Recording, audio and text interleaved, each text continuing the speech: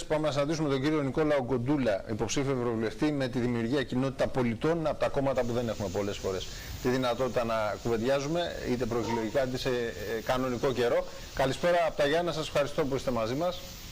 Καλησπέρα σας κύριε Μπούρχα, ευχαριστώ πάρα πολύ για την πρόσκληση. Λοιπόν, ο στόχος της δημιουργίας κοινότητα πολιτών, πρώην δημιουργία ξανά, έτσι μιλάμε για το ίδιο κόμμα, την εξέλιξή του, τη μετεξέλιξή του. Στις ευρωεκλογές, ένα μικρό κόμμα βάζει νομίζω βασικά το στόχο να καταφέρει τουλάχιστον να εκλέξει έναν ευρωβουλευτή. Σίγουρα, οι στόχοι μας είναι δύο. Ο πρωταρχικός στόχος, όπως είπατε και εσείς, είναι να συνειδητοποιήσει ο κόσμος ότι πλέον ως δημιουργία κοινότητα πολιτών είμαστε στη φυσική συνέχεια της δημιουργίας ξανά. Είμαστε ακόμη εδώ και αγωνιζόμαστε, όπως είπατε, για να εκλέξουμε έναν ευρωβουλευτή και να μπορέσουμε να πάμε στο Ευρωκοινοβούλιο, να εκπροσωπήσουμε το έθνος μας και από εκεί και πέρα, μέσα από αυτή την κίνηση, να δημιουργήσουμε για την επόμενη τριετία, στην οποία θα υπάρχει έτσι ένα πολιτικό κενό και δεν θα έχουμε εκλογές, να δημιουργήσουμε το πρώτο αντιπολιτευτικό κόμμα στη χώρα από το 2019 και μετά.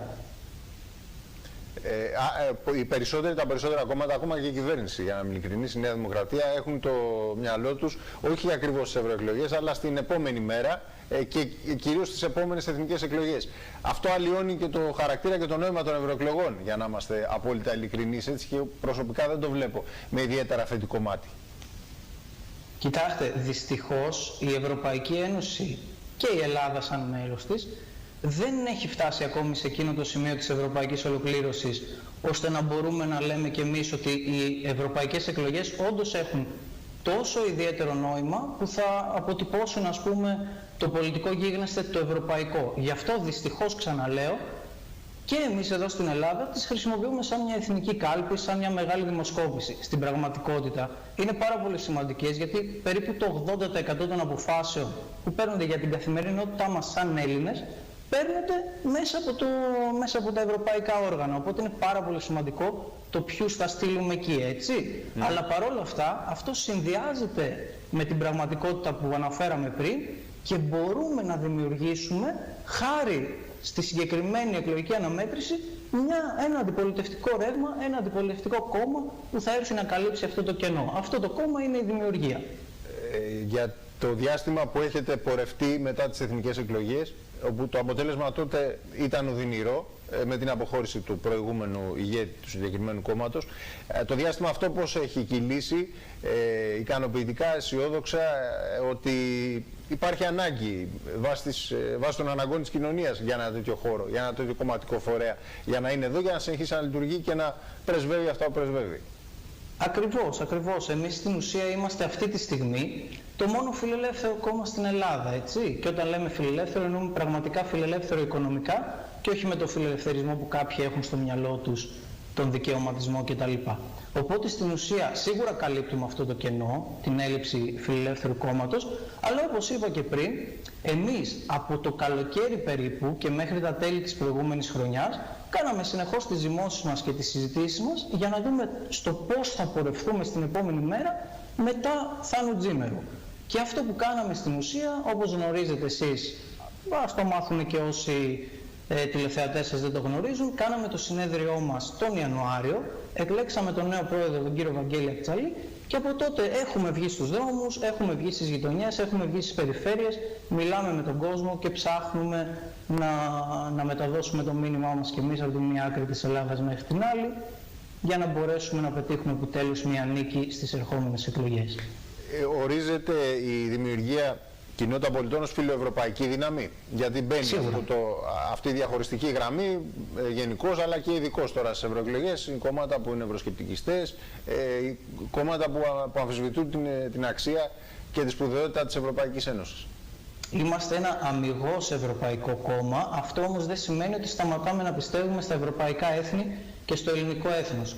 Θέλουμε μια ολοκληρωμένη ενιαία Ευρώπη, η οποία όμως θα είναι στην ουσία μια συνομοσπονδία εθνικών κρατών. Δεν θέλουμε να χάσουμε δηλαδή την ταυτότητά μας και τον χαρακτήρα μας ούτε σαν Έλληνες, αλλά ούτε σαν Ευρωπαίοι, όπως γνωρίζουμε την Ευρώπη για χιλιάδες χρόνια. Η βελτίωση της Ευρώπης, της Ενωμένης Ευρώπης, στη σημερινή της μορφή, που προτείνετε εσείς ποια ακριβώς είναι, σε ποια σημεία πρέπει να αλλάξει, ποια κομμάτια της λειτουργίας της πρέπει να βελτιωθούν? Σίγουρα το νούμερο 1 είναι να μειωθεί η γραφειοκρατία των Βρυξελών, να αρχίσουν να επιταχύνονται οι διαδικασίες και να μπορέσουμε να οδηγηθούμε σε αυτό το ευρωπαϊκό μοντέλο που σας είπα και πριν, δηλαδή σε μια μεγάλη ευρωπαϊκή συνομοσπονδία, όπου όμως όλα τα κράτη και όλα τα έθνη θα είναι ισότιμα. Και από εκεί και πέρα πρέπει η Ευρώπη σίγουρα να λύσει το τεράστιο πρόβλημα που ονομάζεται δημογραφικό και μεταναστευτικό. Γιατί νομίζω ότι αν δεν λύσουμε άμεσα το δημογραφικό μας πρωτίστως και δεν σταματήσουν κάποιοι στην Ευρώπη να θεωρούν το μεταναστευτικό ως λύση, το οποίο στην ουσία είναι μια αντεκατάσταση του ευρωπαϊκού πληθυσμού, τότε θα οδηγηθούμε μαθηματικά στην καταστροφή και θα ψάχνουμε να βρούμε τι ήταν η Ευρώπη κάποτε, η οποία πλέον δεν θα υπάρχει. Η δημιουργία του σήμερα, η δημιουργία κοινότητα πολιτών έχει αλλάξει, έχει στρογγυλέψει γωνίες της από το λόγο, να το πω απλά, της δημιουργίας ξανά με ηγέτη το Θάνο Τζίμερο, όταν μιλούσε με έναν τρόπο που ακουγόταν αρκετά οξύς πολλές φορές. Για παράδειγμα για το προσφυγικό, μιας και θέσατε το θέμα αυτό. Σίγουρα αυτό έχει να κάνει, οι θέσεις δεν αλλάζουν, έτσι. Το πώς εκφράζονται κάποιες φορές αλλάζει και σίγουρα ο αρχηγός που είναι στο τιμόνι τις περισσότερες φορές δίνει και το αποτύπωμα. Ο κ. Αρτσαλής, που νομίζω τον έχετε γνωρίσει κι εσείς, είναι ένας πολύ πιο μετριοπαθής, πολύ πιο μετριόφρον άνθρωπος, εξίσου καλλιεργημένος, έξυπνος και με πολύ ισχυρή την αίσθηση του χιούμορ, όπως είχε και ο Θάνος ο Τζίμερος. Απλά ας πούμε ότι ο Θάνος ο Τζίμερος του άρεσε, έτσι, εντός εισαγωγικών, το λέω αστευόμενος, να πλακώνεται με τους αντιπάλους του. Ο κύριος Αρτσαλής είναι λίγο πιο του διαλόγου και των ήπιων τόνων. Είναι και μια στρατηγική. Το λέω πάντα αστευόμενος. Μια αλλαγή στρατηγική σε αυτό. Συνιστά στην πορεία του κόμματος. Λοιπόν, αν δεν έχετε κάτι άλλο να σας ευχαριστήσω πάρα πολύ για την επαφή αυτή και τα όσα μας είπατε. Και να σας ευχηθώ καλή επιτυχία ασφαλώς στον κύριο στόχο που είναι να καταφέρει το κόμμα σας να εκλέξει τουλάχιστον έναν ευρωβουλευτή. Στη διάθεσή σας. Καλό σας βράδυ. Να είστε καλά, να είστε καλά.